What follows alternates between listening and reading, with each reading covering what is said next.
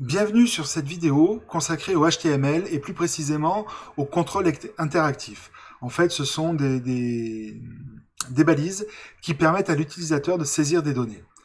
Donc dans cette vidéo, on en verra deux, on verra les text area et les inputs.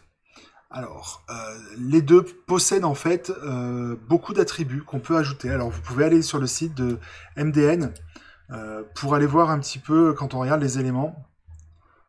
On a les balises input, on va dessus et il suffit de prendre une balise et d'aller la voir et on va voir qu'il y a énormément d'attributs qu'on peut ajouter.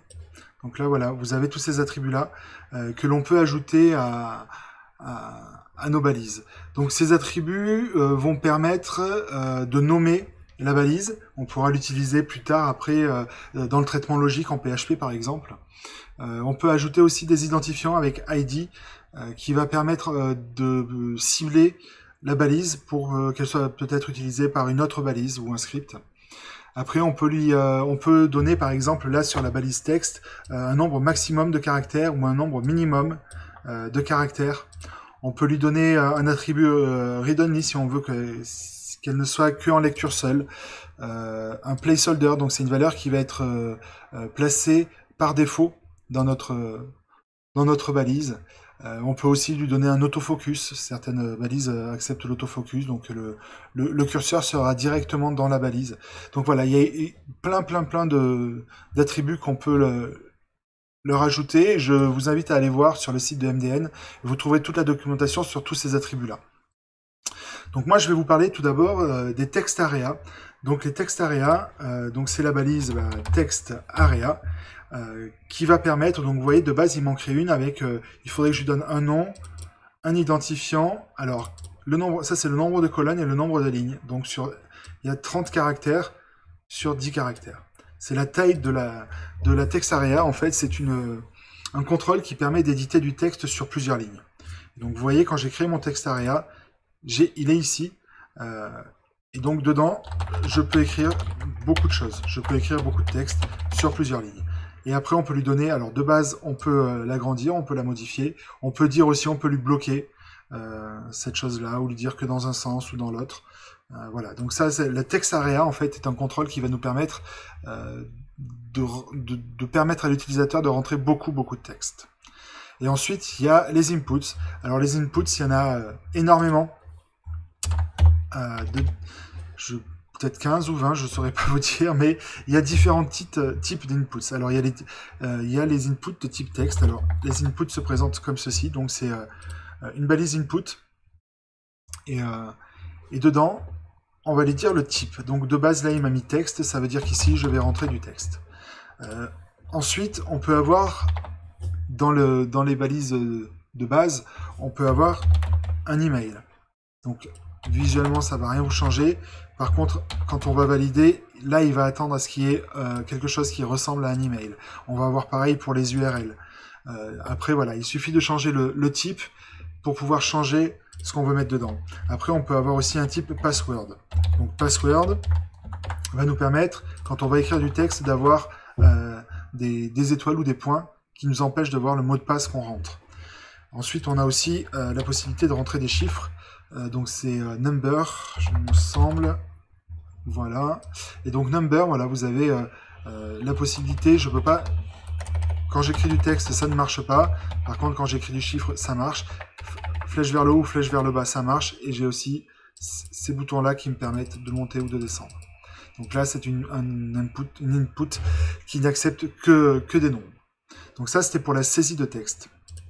Maintenant, on va voir des inputs qui permettent de rentrer des dates et des heures. Donc, on va remettre un input. Et donc, pour rentrer une date, c'est facile, il s'appelle date. Et vous voyez, il est ici. Donc, il va attendre une date. Alors, le format peut changer aussi. Et donc, il faut lui rentrer jour, mois, année. Donc, par exemple, le 17/08/2021. Et on peut aussi passer par le calendrier, un calendrier qui va nous permettre voilà, de remplir directement notre date ici. Ensuite, on peut faire pareil, si on veut, au lieu de la date, on peut lui demander l'heure. Donc là, ça s'appelle time. Donc vous voyez, c'est pareil. Heure, minute, et on peut passer par ici. Hop. Et on rentre l'heure directement grâce à ces inputs-là. Ensuite, on en a un autre qui va nous permettre de rentrer un mois. Donc c'est months, comme en anglais. Voilà. Donc on va choisir 2020, allez, novembre, et nous permet de récupérer un mois. On va avoir pareil pour une semaine. Donc en anglais, c'est week. Donc voilà. Et vous voyez, il est marqué semaine. On clique ici, on va dire bah, je prends la semaine 40. Voilà, donc semaine 40 de 2020. Et il vient me prendre directement la semaime. Et ensuite, on en a un autre qui est... alors celui-là, il est un peu plus long. Il s'appelle datetime local, je pense. Voilà. Donc en fait, celui-ci va nous permettre de saisir une date, une heure, sans se soucier du fuseau horaire. Donc vous voyez, c'est une combinaison en fait de la date et de l'heure. Donc on va lui dire, on prend un jour, une heure spécifique, et il le remplit directement. Et donc après, grâce à ça, on peut récupérer ces données quand on va faire de la logique derrière avec un langage de programmation. Ensuite, on a des inputs. Donc on avait les inputs texte. Je vais le noter là. Les inputs. Oula. Excusez-moi. Les inputs texte, les dates et heures. Maintenant, on va voir les inputs de type bouton. Donc les boutons sont aussi des inputs parce qu'en fait ils permettent à l'utilisateur de rentrer une donnée. Donc là c'est un clic sur un bouton. Donc les inputs boutons.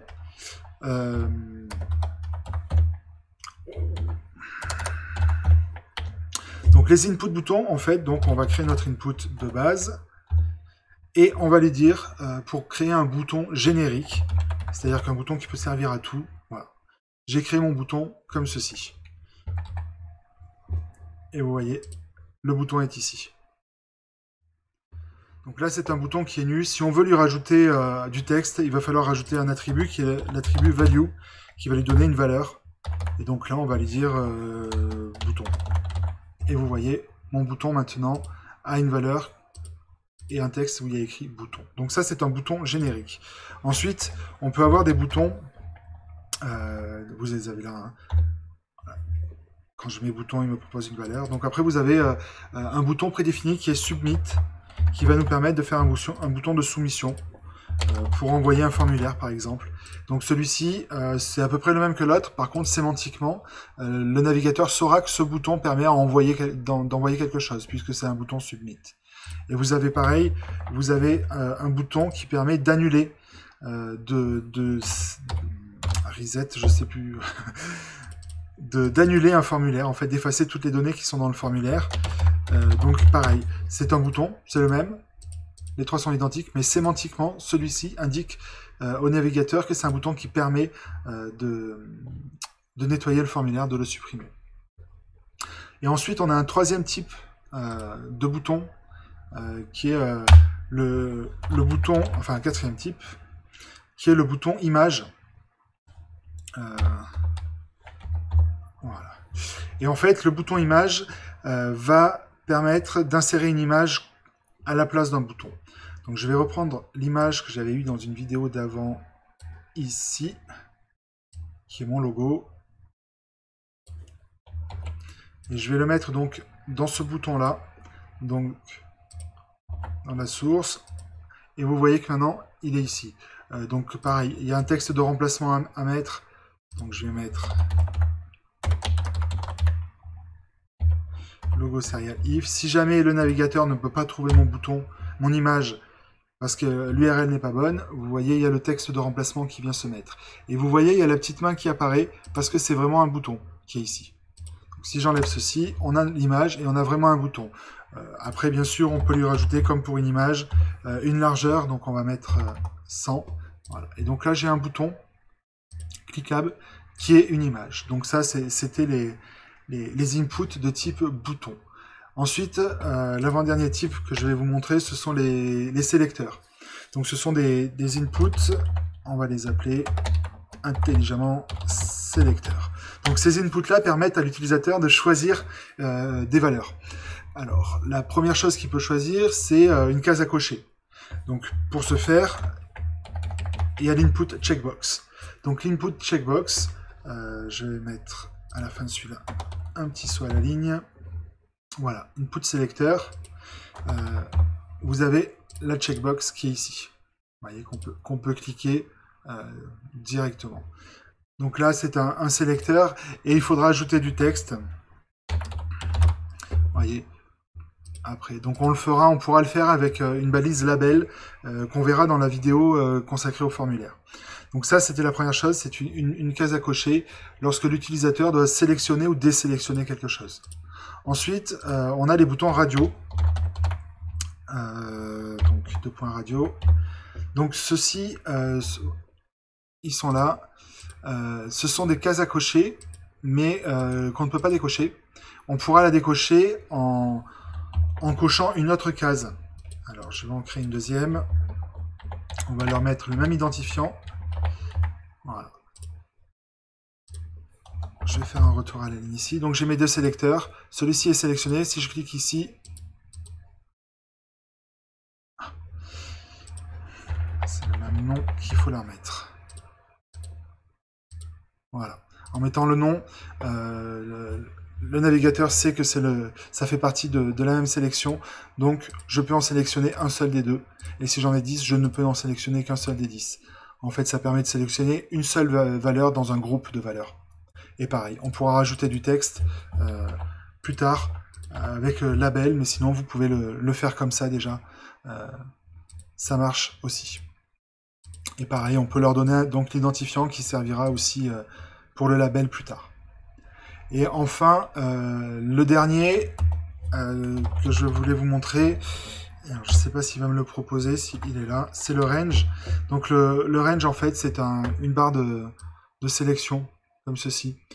Ça permet à l'utilisateur de donner une valeur numérique, compris entre deux bornes, le minimum et le maximum, qu'on pourra passer en attribut dans la balise. Voilà, donc ça c'était les grands groupes d'input que je voulais vous montrer. Et après on a on va les appeler les inputs divers. Oula, divers, qui sont des inputs un peu hors catégorie. On va avoir l'input color. Donc celui-ci, vous l'avez déjà vu dans plein de choses, c'est une couleur, il suffit de cliquer dessus et on peut sélectionner une couleur, donc en RGB, HSL, Hexa, et on peut cliquer ici et on a sélectionné une couleur. Donc ça c'est l'input color.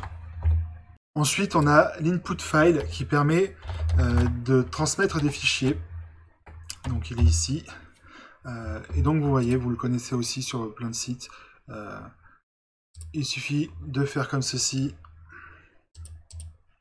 et on sélectionne un fichier directement grâce à cet input file.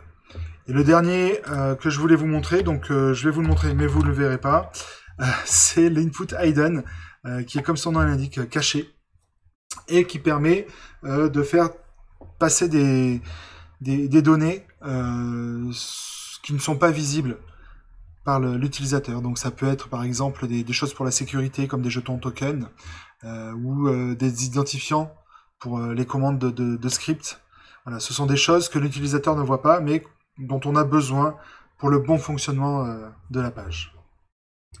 Voilà, donc c'était tous les inputs que je voulais vous montrer dans cette vidéo. Ensuite, je vais vous montrer un petit bout de code qui correspond à un input texte, donc qui est ici. Donc c'est une case où on peut écrire du texte, mais on peut aussi prédéfinir des suggestions directement. Donc je vous copie le texte, le code et je vous l'explique. Donc en fait, on a un input texte basique, comme celui-ci, en fait. La seule différence, c'est qu'on lui rajoute une liste. On lui dit, cet input texte, il correspond à une liste, et cette liste, elle s'appelle liste 1. Et après, on crée cette liste 1. Donc, c'est une data list, une liste de données. Et on lui donne l'identifiant liste 1.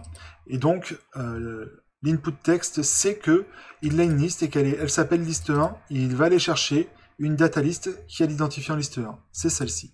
Et dedans, il y a des options qui permettent de rajouter des valeurs. Donc là, j'en ai mis 4. Il suffit de mettre option, balise ouvrante, balise fermante, et la valeur. Donc value, HTML, CSS. Et quand on vient maintenant dans notre texte, vous voyez, il y a une petite flèche et on peut choisir directement dans les suggestions ce qu'on veut. Après, il y a moyen de bloquer la saisie pour qu'on puisse vraiment prendre que ça. Ou alors, si par exemple je commence à écrire, j'écris H, donc là, dans HTML, il y a un H, dans PHP, il y a un H. Si je continue, T, hop, et il me propose. Donc voilà, c'était le petit bout de code que je voulais vous montrer en plus, qui permet, dans les inputs de type texte, de mettre des suggestions. Ça peut être pratique certaines fois. Voilà, c'était tout pour cette vidéo. J'espère qu'elle vous a plu, et n'oubliez pas, PAPCS à tous, et à bientôt.